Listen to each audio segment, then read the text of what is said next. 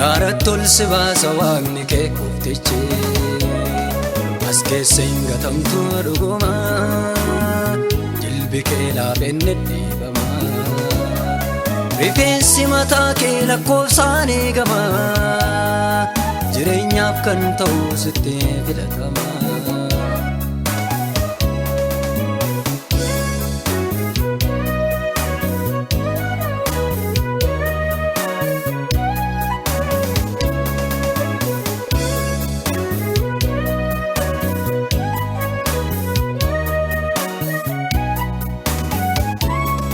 Karaan diinota kee mucuceeffameera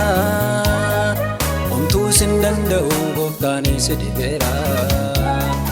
akka biiftuu iftaa sonaan jalakkifte bara keen fixxuu gaddaan nyaara guurte si'ifoo mayyuu kakuunsaa si'achi gaara tolsi baasa waaqni kee qoftichi as keessa hin gatamtu dhuguma jilbi kee laafenne dhiibama rifeensi mataa kee lakkoofsaan eegama jireenyaaf kan ta'u sitti filatama.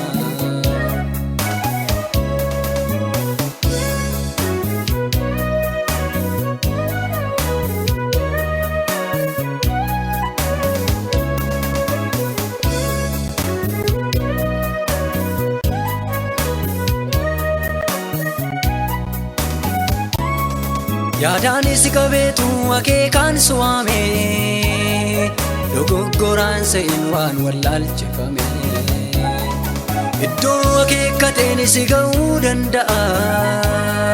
qaamni hirrina keetii ittiin ta'uu ba'a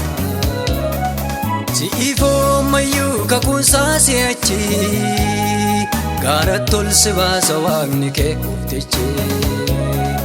as keessa hin gatamtu dhuguma jilbi kee laafenne dhiibama rifeensi mataa kee lakkoofsaan eegama jireenyaaf kan ta'u sitti filatama.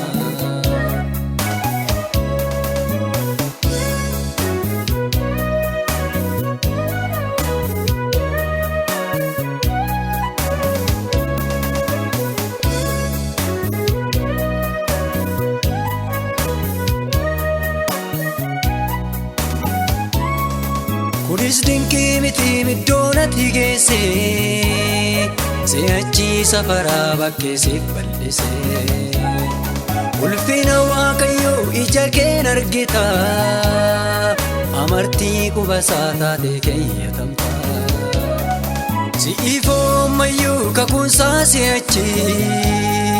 gaara tolsi baasa waaqni kee qoftichi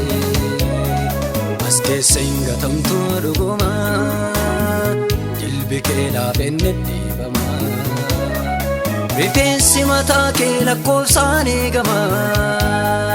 jireenyaaf kan ta'u sitti filatama.